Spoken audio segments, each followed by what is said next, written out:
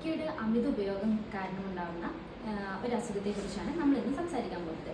അതിനെ oral submucous fibrosis എന്നാണ് പറയുന്നത്. അതിനെ നമുക്ക് ചുരുക്കി OSMF എന്ന് വിശേഷിപ്പിക്കാം. ഈ അസുഖത്തിൻ്റെ പേരിൽ നിന്ന് തന്നെ ഈ അസുഖത്തെക്കുറിച്ച് നമുക്ക് മനസ്സിലാക്കാൻ പറ്റും. ഓറൽ എന്ന് വെച്ചാൽ വായ്, സബ്മ്യൂക്കസ് എന്ന് പറയുന്നത് വായിനകത്തെ തൊലിയുടെ അടിവശം, ഫൈബ്രോസിസ് എന്ന് പറയുന്നത് അതൊരു അസുഖത്തിനെയാണ് സൂചിപ്പിക്കുന്നത്. ഫൈബ്രോസിസ് എന്ന് പറയുന്നത് വായുടെ ഇലാസ്റ്റിസിറ്റി, നമ്മുടെ വായുടെ ത്വക്കിൻ്റെ ഇലാസ്റ്റിസിറ്റി കുറയുന്ന ഒരു കണ്ടീഷനെയാണ് ഫൈബ്രോസിസ് എന്ന് പറയുന്നത്. അപ്പോൾ ഈ അസുഖത്തിൻ്റെ പേരിൽ നിന്ന് തന്നെ നമുക്ക് ഈ അസുഖത്തിനെ കുറിച്ചുള്ള ഒരു ചെറിയ രൂപം മനസ്സിലാക്കാൻ പറ്റും. ഈ അസുഖത്തിൻ്റെ മെയിൻ കാരണം എന്ന് പറയുന്നത് അടയ്ക്കയുടെ ഉപയോഗം തന്നെയാണ്. അതുകൂടാതെ കുറേ കാരണങ്ങളുണ്ട്. അതിലൊന്നാമത്തതാണ് വളരെ എരിവ് കൂടിയ ഫുഡുകൾ കഴിക്കുന്നത്, പിന്നെ പോഷകാഹാരക്കുറവുകൾ, അല്ലെങ്കിൽ ഇത് ജനിതകപരമായിട്ടും ഈ അസുഖം കണ്ടുവരുന്നുണ്ട്. ഈ അസുഖം കൂടുതലായി കണ്ടുവരുന്നത് ഒരു 20 മുതൽ 40 വയസ്സുള്ള ആളുകളിലാണ്. അതുപോലെ തന്നെ നോർത്ത് ഇന്ത്യൻ സ്ത്രീകളിലാണ് കൂടുതലായും കണ്ടുവരുന്നത്. സ്ത്രീകളും പുരുഷന്മാരെയും വെച്ച് നോക്കുമ്പോൾ നോർത്ത് ഇന്ത്യയിൽ സ്ത്രീകളിലാണ് കൂടുതലായി കാണുന്നത്. ഈ അവസ്ഥയുടെ അല്ലെങ്കിൽ ഈ അസുഖത്തിൻ്റെ തീവ്രത അനുസരിച്ച് ഇതിനെ 3 ആയിട്ട് ഗണപ്പെടുത്തിയിട്ടുണ്ട്. സ്റ്റേജ് 1, സ്റ്റേജ് 2, സ്റ്റേജ് 3 എന്നൊക്കെയാണ് ഇതിനെ ഗണപ്പെടുത്തിയിരിക്കുന്നത്. അത് ഇതിൻ്റെ തീവ്രത കുറഞ്ഞതിന് കൂടി വരുന്ന അവസ്ഥകളാണ് കാണിക്കുന്നത്. അതിൽ പ്രധാനമായിട്ടും കണ്ടുവരുന്ന ലക്ഷണങ്ങൾ എന്ന് പറയുന്നത് വായ്ക്കകത്ത് വരുന്ന എരിച്ചിൽ, പുകച്ചിൽ എന്നിവയൊക്കെയാണ്. അതിന് കാരണം എന്ന് പറയുന്നത് വായുടെ അകത്തുള്ള തൊലി നേർത്തതായി തീരുന്നത് കാരണമാണ്. അതായത് നമ്മുടെ തൊലിനെ, അതായത് വായുടെ അകത്തുള്ള തൊലിനെ നമ്മൾ എപ്പിത്തീലിയം എന്ന് പറയുന്നത് അത് വളരെ നേർത്തതായി തീരുന്നത് കാരണമാണ് എരിച്ചിൽ അനുഭവപ്പെടുന്നത്.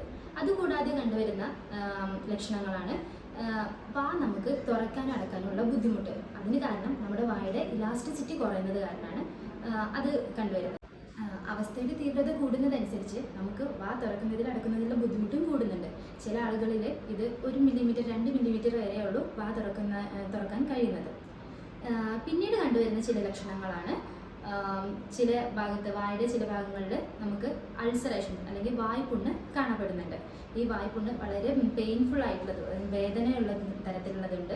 പിന്നെ ആ ഭാഗം അല്ലെങ്കിൽ നമ്മുടെ അണ്ണാക്കിൻ്റെ ഭാഗങ്ങളിലായിട്ട് ചില കുമിളകളായിട്ടും കണ്ടുവരുന്നുണ്ട്.